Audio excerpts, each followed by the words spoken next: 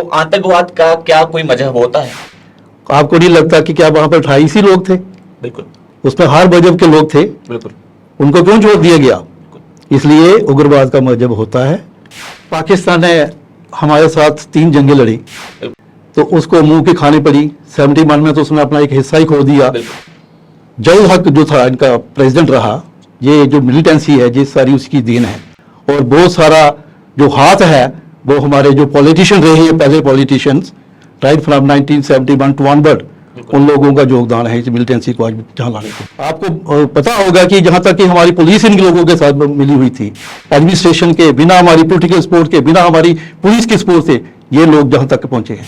इन्होंने हमेशा कश्मीर की बात की है, कश्मीर के लोगों की बात की है। हमारे जम्मू को जो एक देशभक्त लोग थे उनको कभी इन्होंने कंसीडर नहीं किया कि ये भी जम्मू कश्मीर के बाशिंदे हैं। कश्मीर को कोई लगाव नहीं है टूरिस्ट के साथ। अब मैं कल देख रहा था कि पूरा कश्मीर बंद है, बड़े नारे लग रहे थे, हमारे साथ ये हो गया, आपके साथ भाई साहब कुछ नहीं हुआ। अगर आपके साथ हुआ है, आपके बिजनेस के साथ हुआ है।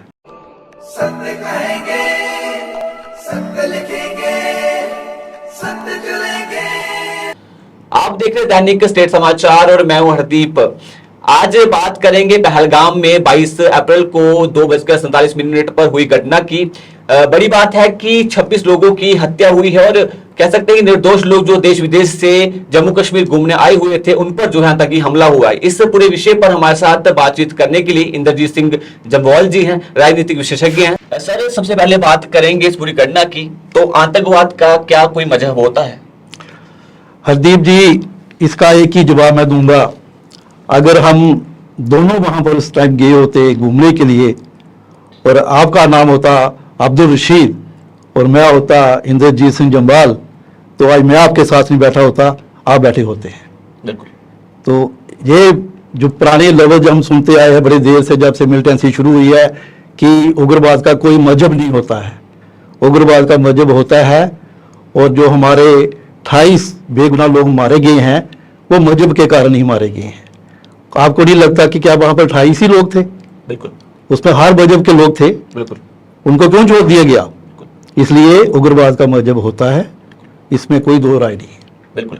अगर हम कहीं ना कहीं इस घटना को देखें और बताया जा रहा है कि बहुत सारे लोग जो थे वहां पर मौजूद थे, पर जो टारगेट किलिंग इसे कह सकते हैं, नाम पूछ करके, धर्म पूछ करके किलिंग हुई है, क्या किसी लोकल स्पोर्ट की भी इसमें गुंजाइश थी? क्या लगता है आपको? देखो, लोकल स्पोर्ट के बिना मैं अगर जहां बैठा हूं जम्मू, मैं श्रीनगर नहीं घूम पाता। मुझे क्या पता ये रास्ता कहां से आ रहा है, कहां से जा रहा है। लोकल स्पोर्ट के बिना एक इंसान जो पाकिस्तान से चलता है और वो इतनी हाई सिक्योरिटी एरिया, बॉर्डर हमारा क्रॉस करके, चाहे वो जम्मू से निकला है, कश्मीर से निकला है, और इतना डिस्टेंस ट्रैवल करके बाई फुट या by any mode of transport से वो पहलगाम पहुंच गया, तो आपको क्या लगता है बिना स्पोर्ट के पीछे पहुंचा होगा? उसमें बहुत सारी स्पोर्ट्स होती हैं। ये मतलब कि ये कि एक इंसान को उंगली पड़ता है बॉर्डर से वहां छोड़ जाता है। ये पूरे के पूरी लोकल लॉजिस्टिक स्पोर्ट्स, हर स्पोर्ट इनको वहां मिलती है, तभी जो लोग जाके वहां कामयाब होते हैं। तो अगर हम देखें कि पर्यटक अब कश्मीर में लगभग करोड़ों की संख्या में पर्यटक वहां पहुंच रहे हैं, क्या दिक्कत है आतंकवाद को, खास करके पर्यटकों से? आतंकवाद को दिक्कत नहीं है, दिक्कत है हमारे पड़ोसी मुल्क को। जैसे आपने देखा कि लास्ट ईयर 1,70,00,000 जो हमारे टूरिस्ट थे उन्होंने विजिट किया, तो इस साल तो कह रहे हैं कि 2 लाख से ऊपर जो हमारा 2 करोड़ से ऊपर से हमारा जो टूरिस्ट है वो आने वाला है। तो ये दिक्कत उनको हो रही थी। तो सबसे बड़ी दिक्कत जो उनको ये हो रही थी कि कश्मीर कैसे फल फूल रहा है। बिल्कुल। आज कश्मीर देखो, आज का कश्मीर देखो, और जो कश्मीर पुराना मैं कहूँ आपको कि जब हम जाते थे 1987 में हम गए थे पहली बार, वो कश्मीर और आज कश्मीर का जमीन आसमान का फर्क है। तो ये कश्मीर उनको नहीं पच रहा है, तो इसलिए वो बार बार जो भी उनके हथकंडे हैं वो बना रहे हैं, और इसके अलावा और वो कुछ ज़्यादा कर भी नहीं पाते हैं। अभी हम देख रहे हैं कि रेल जो है कश्मीर पहुंचने वाली है, तो कहीं ना कहीं अमरनाथ यात्रा भी शुरू होने वाली है। तो क्या लगता है कि आतंकवाद कहीं ना कहीं ये बताना चाहता है कि कश्मीर वहां पे कश्मीर में नहीं पहुंचनी चाहिए, ट्रेन जो है कश्मीर में नहीं पहुंचनी चाहिए, या अमरनाथ यात्रा को लेकर क्या इस पे क्या कहेंगे सर? देखो, वो तो चाहता है कि कश्मीर की डेवलपमेंट ना हो। बिल्कुल। कश्मीर में रेल पहुंचाना हमारी जो गवर्नमेंट सेंट्रल गवर्नमेंट है इसकी प्रायोरिटी थी, और वो ऑलमोस्ट उसका 19 को उद्घाटन भी था, किसी कारण के उसको टल गया, तो वो तो पहुंच गई है। तो उसके अलावा जो डेवलपमेंट हो रही है, जो फाइनेंशियली ग्रोथ हो रही है वहाँ पर, उसमें भी इन लोगों को लग रहा है कि आज कश्मीरी जो पहले एक रस्सा उठा के बोरी उठा के चलता था और आज कश्मीरी कहाँ पहुंच गया है, ये भी इनके आंखों में खड़क रही है। तो अगर हम 1990 के पहले के दौर को देखें, अगर हम वहां पर तो फिल्मों की शूटिंग कश्मीर में हुआ करती थी, है ना, पर क्या लगता है कि मूल कारण क्या रहा आतंकवाद का पनपने का कश्मीर में? शुरुआत कैसी हुई, क्या लगता है आपको? शुरुआत में आपको बोलूंगा कि जैसे पाकिस्तान ने हमारे साथ 3 जंगें लड़ी, 1965 में, 1971 में, बिल्कुल, तो उसको मुंह की खानी पड़ी। 71 में तो उसने अपना एक हिस्सा ही खो दिया, एक बाजू खो दी। तो उसके बाद उन्होंने सोचा कि हम डायरेक्टली हिंदुस्तान के साथ नहीं लड़ सकते हैं, तो उसने जय हक जो था इनका प्रेसिडेंट रहा, ये जो मिलिटेंसी है ये सारी उसकी देन है, ये उसी की सोच है। और बहुत सारा जो हाथ है वो हमारे जो पॉलिटिशियन रहे हैं, पहले politicians right from 1971 to onward, उन लोगों का योगदान है इस मिलिटेंसी को आज जहाँ लाने के लिए। तो कहीं ना कहीं आपका ये भी मानना है कि जो राजनीतिक स्थिति है कश्मीर की 1990 के दशक की जो रही है, एक बड़ा योगदान जो राजनीतिक नेताओं का भी इसमें रहा, बहुत ज्यादा। उसमें मैं कहूँ कि आपको पता होगा कि जहां तक कि हमारी पुलिस इन लोगों के साथ मिली हुई थी, इनके लोग जो स्लीपर सेल से पुलिस में थे, आज आपने देखा होगा कि हमारे एमएम स्टेडियम में 26 जनवरी ब्लास्ट हुआ, तो क्या वो ब्लास्ट 26 जनवरी के दिन, और इतनी हाई सिक्योरिटी एरिया होता है, और पहले वहां पर आकर बम जो थे दबा दिए थे, तो बिना एडमिनिस्ट्रेशन के, बिना हमारी पॉलिटिकल सपोर्ट के, बिना हमारी पुलिस के सपोर्ट से ये लोग जहां तक पहुंचे हैं नहीं पहुंच सकते थे। बिल्कुल। अगर हम देखें धारा 370 हटने के बाद क्या लगता है आपको कि आतंकवाद को कश्मीर में फर्क पड़ा है या नहीं पड़ा, क्या लगता है आपको? नहीं, धारा 370 हटने के बाद तो बहुत चीजों को फर्क पड़ा। आरपीसी हटने के बाद आईपीसी आ गई, बहुत से कानून चेंज हो गए, तो मिलिटेंसी की तो कबर तोड़ी है धारा 370 टूटने के बाद, तभी तो ये तिरबा रहे हैं आज। बिल्कुल कि 370 हमारा चला गया, हमारा 35 है चला गया, तो भाई चला गया आपका, तो आप लोगों ने इसको मिसयूज किया।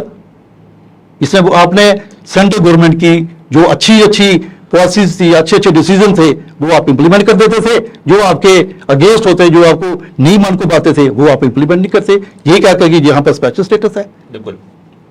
अगर हम देखें कश्मीर घाटी की बात करेंगे कि नए कश्मीर की कल्पना जो की गई थी, आपको क्या लगता है कि नए कश्मीर की कल्पना में कहीं ना कहीं आतंकवाद एक बड़ी बाधा बन रहा है? बहुत बाधा। देखो, नए कश्मीर का मतलब ये नहीं है, कश्मीर तो हमारा जो था वही था। नया कश्मीर इसको आप ये दे रहे हैं कि वहाँ पर डेवलपमेंट कितनी हो रही है, वहाँ पर आज मल्टीनेशनल कंपनीज वहाँ पर आ रही हैं। आप वहाँ का होटल जो था, आज 5 स्टार होटल कितने वहाँ खुल गए हैं। तो ये एक नया कश्मीर बना है, और ये जो नया कश्मीर बना है, यही इन लोगों को, वो हम देखते हैं, वो कि जो अपना कश्मीर देखते हैं, तो वो देखते हैं यहाँ तो वही 47 वाले वो बेड़िए चढ़ा रहे हैं, वो कर रहे हैं। तो जब ये कश्मीर देखते हैं तो ये कहाँ का कहाँ पहुँच गया है। तो इसलिए वे उनके आंखों में खड़क रहा है। तो ये बार बार ये ऐसे करते रहेंगे, लेकिन अब वो टाइम चला गया इनका। बिल्कुल। अगर हम देखें कश्मीर के जो क्षेत्रीय दल हैं और जो केंद्रीय दल हैं, क्या अंतर नजर आता है दोनों का आतंकवाद से निपटने में, क्या अंतर नजर आता है? देखो, जब से यूटी बनी है तब से तो अलग सिस्टम हो गया है। तो लेकिन यूटी से पहले जब जो फुल फ्लैश स्टेट थी, तो स्टेट गवर्नमेंट इनको पूरा शील्ड करती आई है। इस आतंकवाद को जहां तक पहुंचाने में हमारे राजनीतिकों का, चाहे वो कश्मीर बेस्ड हो, चाहे जम्मू बेस्ड हो, इनका बहुत बड़ा हाथ रहा उसमें। क्योंकि इन्होंने हमेशा कश्मीर की बात की है, कश्मीर के लोगों की बात की है। हमारे जम्मू को जो एक देशभक्त लोग थे, उनको कभी इन्होंने कंसीडर नहीं किया कि ये भी जम्मू कश्मीर के बाशिंदे हैं। हमेशा हमको एक सेकंड क्लास जम्मू कश्मीर का माना गया। जो फैसिलिटीज होती थी, जो भी चीज को हमारी सेंट्रल गवर्नमेंट देती थी, वो सबसे पहले कश्मीर जाती थी, उसके बाद हमारे जम्मू में आती थी। बिल्कुल। एक क्वेश्चन ये भी रहेगा आपसे कि चुनाव जो कश्मीर में होते हैं, हालांकि पहले जो है वोटिंग बड़ी कम होती थी, पर अब वोटिंग अच्छी हो रही है, तो किस तरह से आतंकवाद एक बड़ी बाधा बनता है चुनावों के दिनों में? देखो, चुनावों के दिनों में मैं बेसिकली आपको ये बात बताऊं कि जो आतंकवाद है, इसका सबसे बेनिफिट किसी ने लिया है, तो वो पॉलिटिशियन लोगों ने लिया है। आप देखते हैं कि जब से यूटी बनने से पहले जहां जो इलेक्शन होती थी, कहाँ 15% वोट हो रहे हैं, कहीं 20% वोट हो रहे हैं, और वहां के 15% और 20%, 1500-20 2,000 वोट लेके ये राज्यसभा के मेंबर ऑफ पार्लियामेंट बन के दिल्ली में बैठते थे, जो कि हमारे जम्मू कश्मीर की बात करते थे।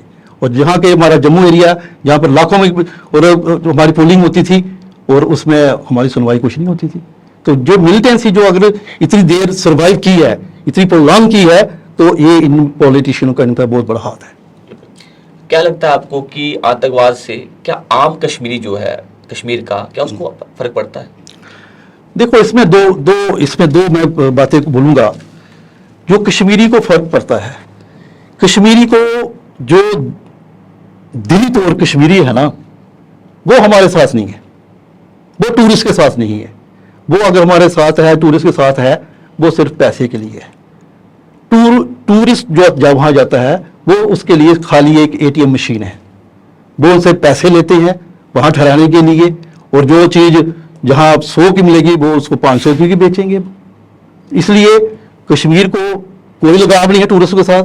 अब मैं कल देख रहा था कि पूरा कश्मीर बंद है, बड़े नारे लग रहे थे, हमारे साथ ये हो गया, आपके साथ भाई साहब कुछ नहीं हुआ।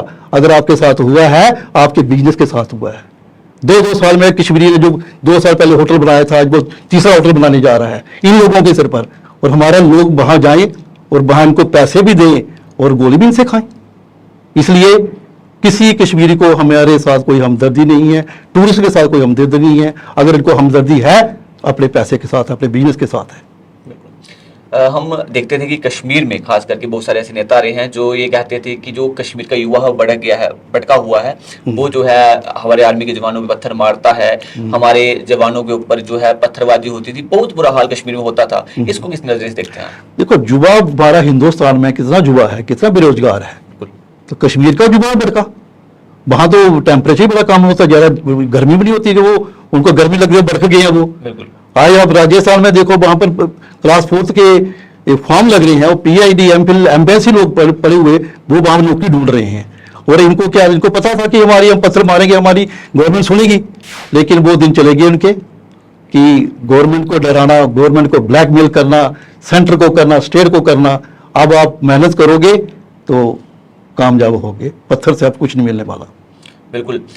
आप आज के कश्मीर को देखते हैं और क्या लगता है आपको कि जो आगामी जो भविष्य है कश्मीर का, किस तरह से उसे देखते हैं आप? तो कश्मीर का भविष्य तो अच्छा है। वो तो ये भूल जाए कि ये इन्होंने हमारे जो टूरिस्ट थे उनको मार के जो डरा दिया होगा, ये नहीं है। कश्मीर का फ्यूचर बड़ा अच्छा है और इसमें लाखों करोड़ों का फॉरेन कंपनी की इन्वेस्टमेंट वहां पर है, तो ये नॉर्मल हो जाएगा। लेकिन थोड़ा इसको टाइम लगेगा कि कश्मीर को दोबारा जो आज की पोजीशन में, जो आज की पोजीशन में कहूंगा, जो इस एपिसोड से पहले की पोजीशन है, उस पोजीशन में पहुंचने के लिए इसको कम से कम 2-4 साल और इंतजार करना पड़ेगा। तो अगर हम देखिए कश्मीर का पूरा जो दृष्टिकोण से अगर बनाए कश्मीर का, तो क्या लगता है आपको क्या हल है? इस आतंकवाद का हल क्या है? हालांकि बड़ी नीतियां हुई, वहां पे आर्मी भेजी गई, पर अब भी लगता है कि कहीं ना कहीं उस तरह से कामयाब नहीं हो पाए। क्या लगता है वो हल क्या है? देखो, आतंकवाद का एक ही हल है कि गोली का जवाब गोली से। अब जो ये एपिसोड हुआ है 22 तारीख को, तो हम लोग काफी उम्मीद लगा के बैठे हैं कि शायद ये आतंकवाद का लास्ट एपिसोड होगा। इसके बाद जो आने वाला जो कल होगा वो हमारे कश्मीर के लिए बहुत अच्छा होगा और हमारे पड़ोसी देश को पता चल जाएगा कि तूने कितनी बड़ी गलती की है। मैं अभी प्राइम मिनिस्टर साहब का एक भाषण सुन रहा था कि उन्होंने कहा कि हमारे 26 जो टूरिस्ट है वो नहीं मरे हैं, हमारा पूरा भारत कश्मीर से लेके कन्याकुमारी तक इन्होंने उस पर चोट डाली है। इसमें महाराष्ट्र के लोग थे, इसमें कर्नाटका के लोग थे, इसमें गुजरात के लोग थे, उड़ीसा के लोग थे। इन्होंने ये ऐसा मैसेज दिया है कि पूरे भारत को हमने चोट दी है, खाली कश्मीर को चोट नहीं दी है, खाली हमें जम्मू को चोट नहीं दी है। तो आने वाला जो भविष्य है इस टेररिज्म का, वो बड़ा खतरनाक होगा। ये लोग भूल जाएं कि जो आपने गलती की है इसकी सजा आपको क्या मिलेगी। तो एक पक्ष हम ये भी देख रहे हैं कि जो हमारी इंटेलिजेंस है उस पर सवाल उठा रहे हैं, आर्मी पे सवाल उठा रहे हैं कि जो आर्मी है वो गृह मंत्री के अधीन है या केंद्र के अधीन है, इस तरह से कहा जा रहा है। तो इस पर क्या कहेंगे आप? देखो, सवाल उठाना, जब किसी की घर में कोई चोट आती है, किसी का घर का इंसान मरता है, सवाल लाजमी है उसमें उठाना। तो अब सिक्योरिटी लैप्स ये कह रहे हैं कि सिक्योरिटी लैप्स हुए हैं। मैं नहीं मानता कि सिक्योरिटी लैप्स हुए हैं, क्योंकि जो जगह जिस पे ये अटैक हुआ है वो काफ़ी दूर है पहलगाम से 5-6 किलोमीटर। तो सिक्योरिटी ऑलमोस्ट पूरे कश्मीर में है, तो हर पॉइंट पे तो नहीं वो पूरे अपने बंकर बना सकते हैं या रह सकते हैं।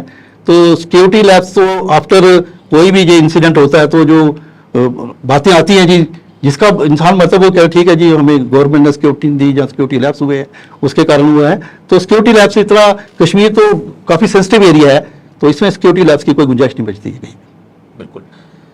तो आपने देखा कि हमारे साथ बातचीत करने के लिए इंद्रजीत सिंह जम्वाल जी थे, राजनीतिक विशेषज्ञ हैं और निरंतर जो है इस तरह के जितने भी मामले होते हैं और बहुत सारी जो घटना है इन्होंने अपनी आंखों से देखा, बड़े अच्छे से उनका विश्लेषण किया हुआ है। और आज हमारे साथ खास तौर पर जुड़े हुए थे कि जो पहलगाम में घटना हुई है, 26 लोगों की मौत हुई है, इस पर पूरे अच्छे से इन्होंने जवाब दिया। क्या इसका शुरुआत आतंकवाद की कैसे हुई है और आतंकवाद को समाप्त कैसे किया जा सकता है, इस पूरे विषय पर इन्होंने अच्छे से बात की है। आप देखते रहिए द दैनिक स्टेट समाचार। मैं हूं हरदीप, धन्यवाद।